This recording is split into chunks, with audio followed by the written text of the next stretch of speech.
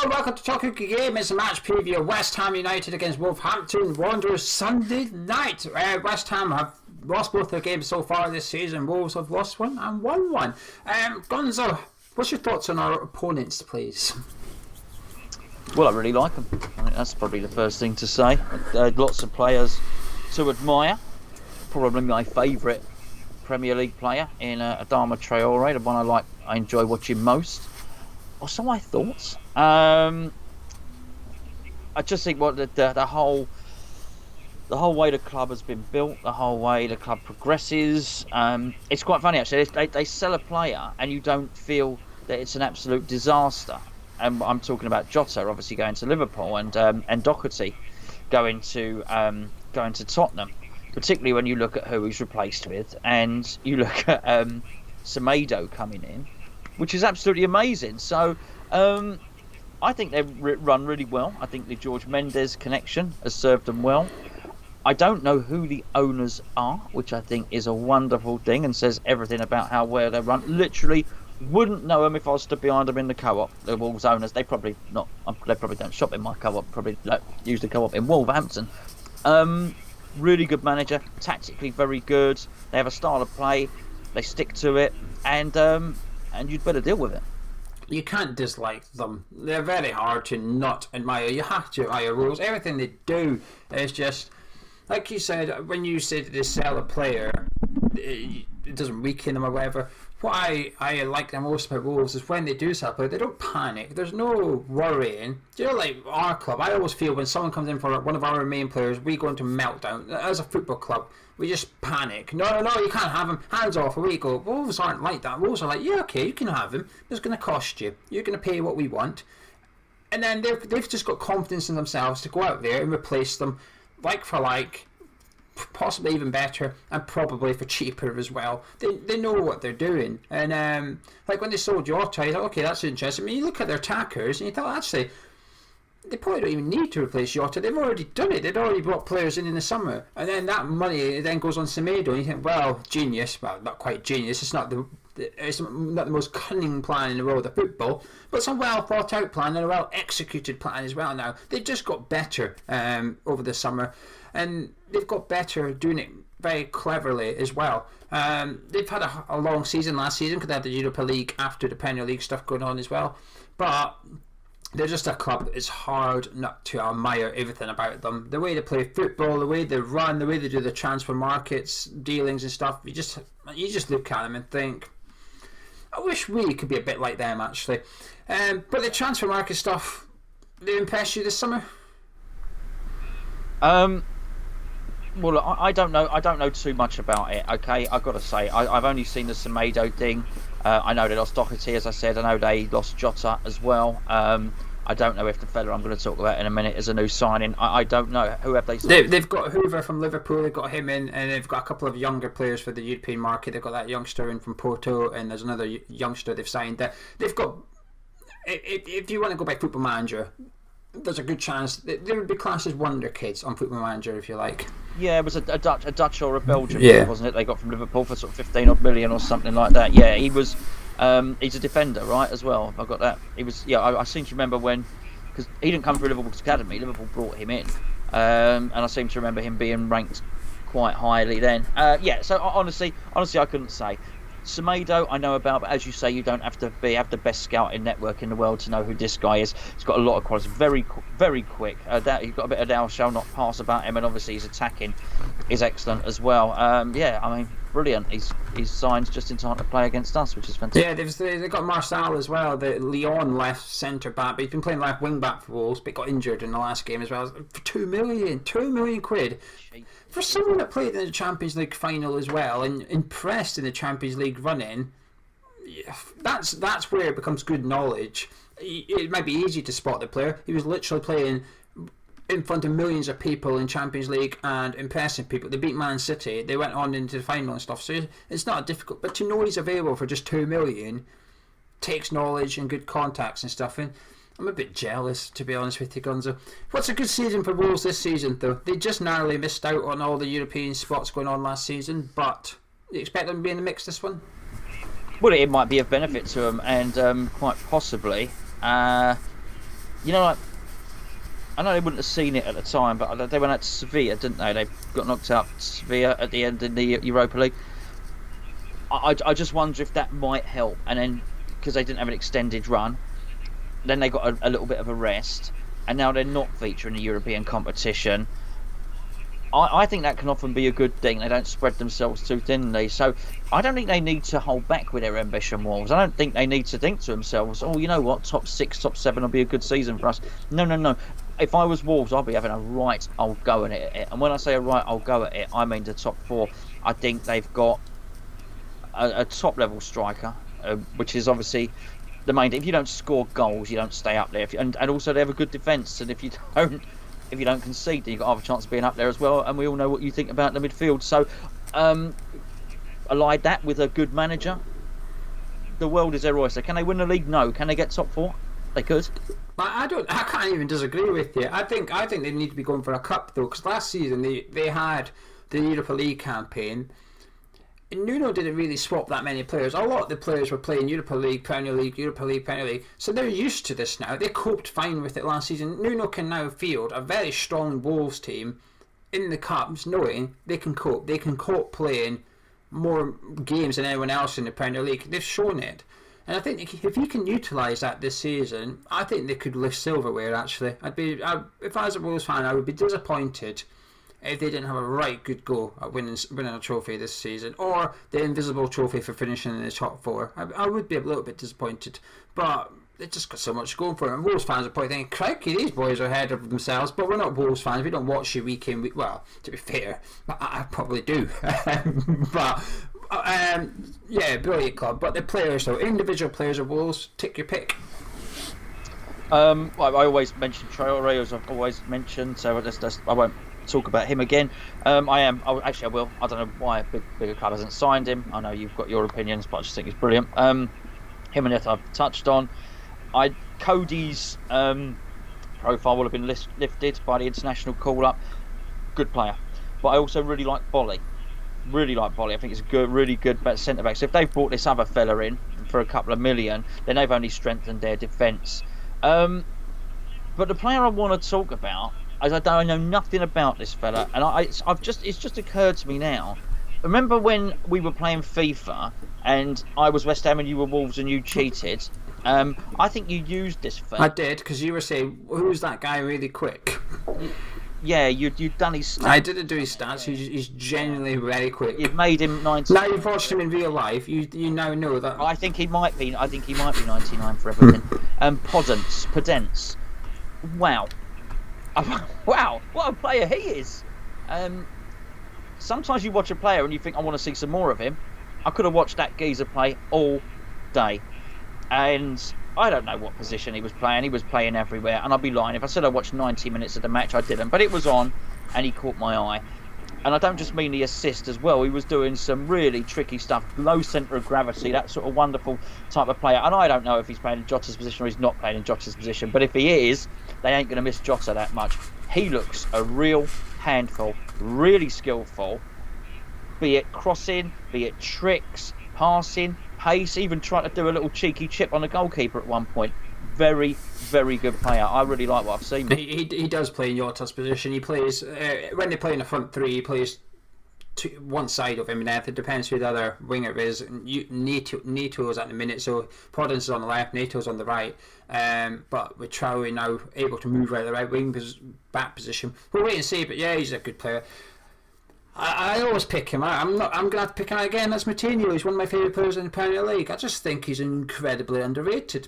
Neves is still getting all the hype, and I think he's a good player. But to tell you something, I don't see much between Neves and Dendoncker, to be honest with you. I don't see that much. I think they're actually both similar ability. The difference is Neves can whack it from 30 yards and get on match of the day consistently, whereas Dendoncker can't. But I think Moutinho is better than both of them.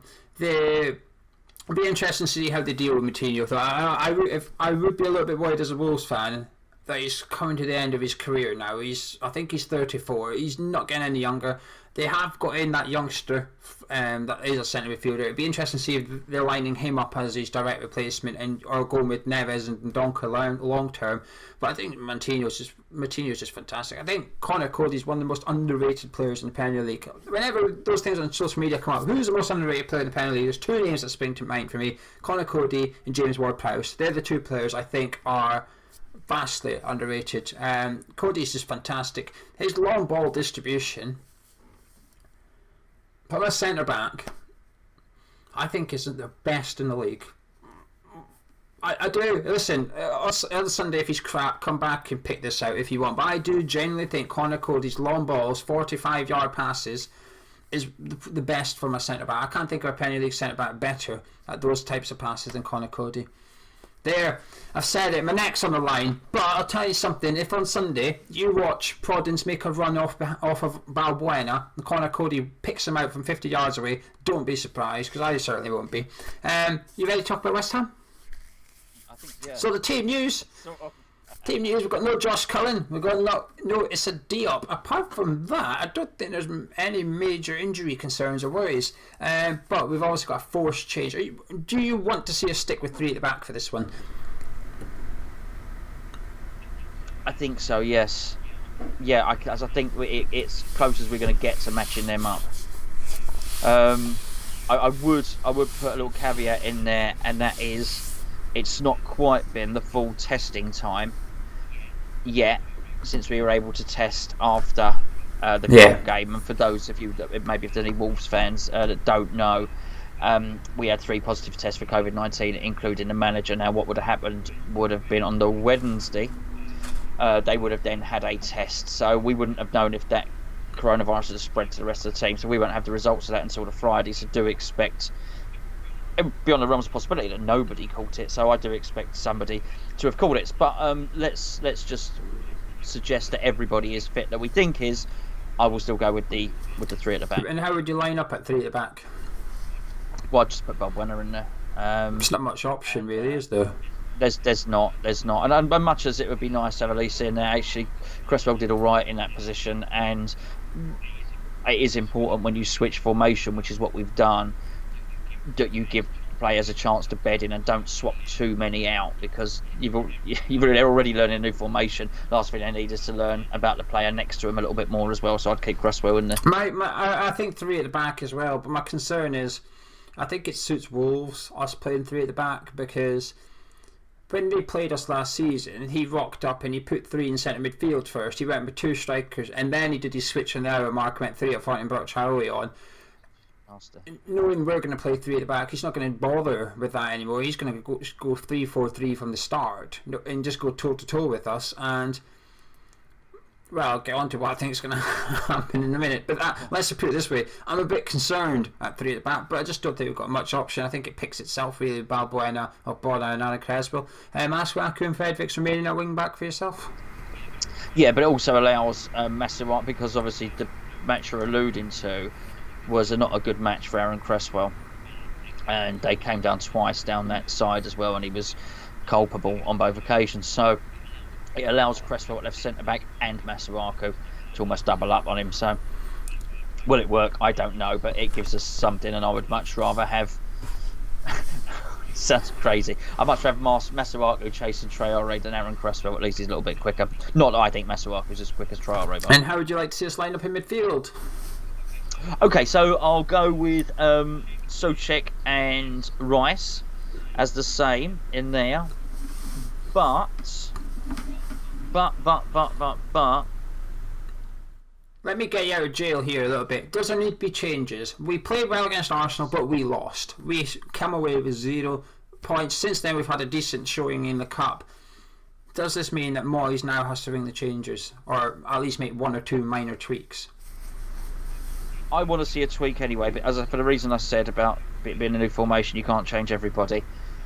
I want to keep the cohesion of the passing going to an extent, but I also think that there needs to be a change. Yes, I would be making 1 change, possibly 2. And what would that be? Well, I think realistically, I'd probably put Antonio in Fornal's position, and I'd move Sebastian Haller up top, and I would do it like that. I would like to put Yarmolenko and Lanzini in the team, but maybe I'd bring them on as sub. I say I'd bring them on as sub, maybe Moyes wouldn't. But I think that with the other change as well that I mentioned, is probably about as many as you should really be doing with a new formation. See, I think if I was Moyes, I think I would be second guessing what Wolves is going to be doing here. I'd be having a little look at Wolves and thinking, what are they planning? Are they going to come 3-4-3 or are they going to come 3-5-2? And whatever he decides would change my mind. I would not mind, and I bear in mind I've just said the back three. I'm thinking about this. I would switch it. I would put Rice into the back. I would put Declan Rice in there with Ogbonna and Creswell. Or actually, I put Balbuena, Rice, and Ogbonna in there. So Ogbonna's up against Charlie. It's not Aaron Creswell. I'd have Creswell out the team altogether. Not Diop. Ogbonna, Balbuena, Rice at the back, and in centre midfield, I would have Thomas Souček and Pablo Fornals. Wolves, unless Dundonker plays. Martinho and Neves don't mind getting stuck in, but they're not an overly physical commanding team in the middle of the park. I think you can get away with Fornals in there. Fornals won't have to run. He can't run, so let's get him out of a position where he has to run. Let's get him into the midfield. Why? I don't think he's too dissimilar to Martinho to some extent, Pablo Fornals. Fornals gets stuck in. He's fantastic on the ball, so let's get him in the middle of the pitch and start having someone that's good on the ball in the middle of the park. And if it starts getting physical, get Souček over to help him out. I would get Rice at the back there to steady that back three if you want, with the Diop out. And I would put Fornals in with Souček, and it would almost be a bit of a test for Fornals. Say, can you be a centre midfielder? Can you be our, if you want to call it in the 2020 description, the deep lying playmaker, if you like? I'm intrigued to find out, because we need options in there. We've got, right at the minute, we've got Rice and Souček and no other option. People will throw Cullen at me. Listen, he's done it in cup games against League One. I'm not seeing him do it in the Premier League yet. I hope he can. I'm optimistic, but I'm not confident. So I would put Pablo Fornals in there with Souček. What's your verdict on that? What, your idea? I quite like it. But it's so left of field. Moyes is never going to do that. To be clear, we didn't do this against Manchester United, where he's going to be running around after Bruno Fernandes and Paul Pogba. I wouldn't do it against. Wolves, I think, is an okay opponent to try it. Then when we go away to Fulham, I think that's an okay opponent to try it against as well.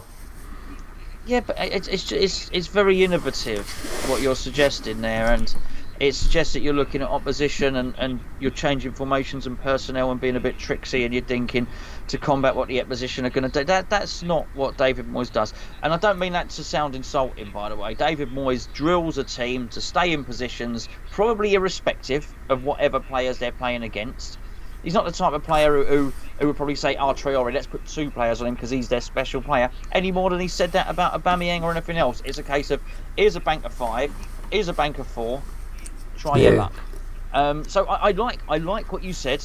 It's too much information for David. For those that's going to say, well, what are you going to do for a defensive midfielder? I don't believe you need a defensive midfielder when you're playing three at the back. I don't think you need. You've got three centre backs. Wolves are the perfect example. It's why they don't have defensive midfielder. They play 3 at the back with no defensive mid. Sheffield United do, but that's because their centre backs bomb forward. They need someone in there to cover them. Wolves don't have one of those centre backs. Size sometimes goes running out the back, but it's not very often. You don't see Bowley doing 60-yard runs down the pitch. He stays in his position and allows Martinho, Neves and Dundonker to do the stuff. And that's why I think I would go for a curveball, get Rice at the back, get Fornals in there to start playing some football. And that leaves my front three, which would be the same front three as you, actually. Antonio, Alier and Jared Bowen. I would like to see that. I think it would work well. Are you confident for this one? No. I'm more worried about Wolves than I was against Arsenal. And you know, how can you not be? I just think they've got really tricksy players. I think there's players in the Wolves. There's players in the Wolves team who get into the Arsenal team. I absolutely believe that. I reckon if you did, that'd be an interesting game for someone. Starting 11 made up of the Arsenal and the Wolves squad. I reckon there might be more people with golden shirts or orange shirts, whatever they wear, in that lineup. I really do. They worry me, particularly with the tricky technical players that they've got. It's quite funny actually, because when you look at Arsenal, particularly when you look at people like Aubameyang, Lacazette, they would benefit Arsenal if we played a high line because there's space to run into. And actually, whilst they did break us down, I did think it was individual errors were the reason. If everybody had done their jobs, we don't concede any goals against Arsenal. I think if we sit back like that against a team like Wolves, then they can actually say, actually, we fancy a bit of this because they've got the technical players that can pass between the lines. They're good at crossing. They've got an absolute finisher. Not that Lacazette's not, but they've got a really good finisher who can work in that box area, and they have sufficient dribblers who, once they skip past a player, completely destruct any defensive plan that you might have because now you're no longer 5-on-5 or whatever. You've taken one guy out of it. And I think there's enough craft and enough guile with their slide rule passing that they might actually look at it as a challenge for me. Actually, we quite fancy. Fine, have your 2 banks of 4 or whatever. I quite fancy. They quite fancy their chances of passing their way, moving their way through it. Basically. Yeah, I think that what I would add to your finisher about Jimenez is that he's unbelievable in the air as well. So if you're struggling to get into his feet, just cross it. If he can, he will get on the end of some of them, and when he does, he's deadly from that range. So you give that guy any sort of service, down low, up high, he will finish them at some point. And it's just what we saw against the last game. Charlie come on, went down, put it in, and he headed it in, sorted. Next, and well, it wasn't next, but my worry is, Gonzo, it's the managers. I don't know where David Moyes isn't on the touchline for this one, but I think David Moyes is very much going to be in charge of the game, the duration of the game. We've already heard the rumours that there's going to be video calls going on, and Moyes is still going to be taking control despite not being in the stadium and stuff. And I don't disbelieve that, to be honest with you. And if I was a manager, well, to be honest, I expect that from David Moyes. I'd be worried if he wasn't in charge of the game, because he's not. As far as we're aware, he's okay, he's fine. He's got a sore throat and that's it. So he's at home, he'll be watching the game.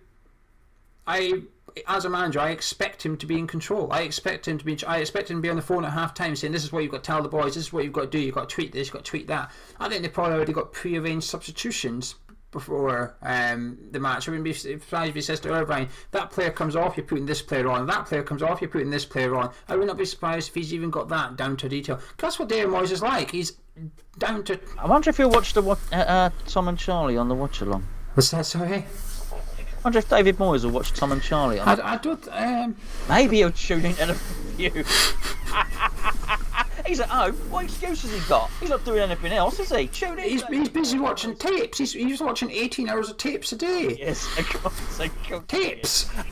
18 hours of Hammers chat. No, I don't know about that. But I'm very worried for this one. I was 50-50 with Newcastle. I was optimistic for Arsenal, actually, for no reason. But for this one, I've just got zero optimism about me. I think we're going to get beat. I think one manager is fantastic on the touchline, the other one's stubborn and won't change it. We saw it last year. It was just classic Moyes last year.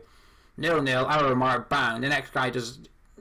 changes it up, and Moyes stands there watching it happen and does nothing, and the guy comes on the pitch, rips us to shreds, and then he changes it. It's too late, Dave, it's too late. The worst thing about that game for me was, Gonzo, we were at home, the camera kept panning to Charlie warming up. It says, here he is, he's getting ready, and Charlie was there.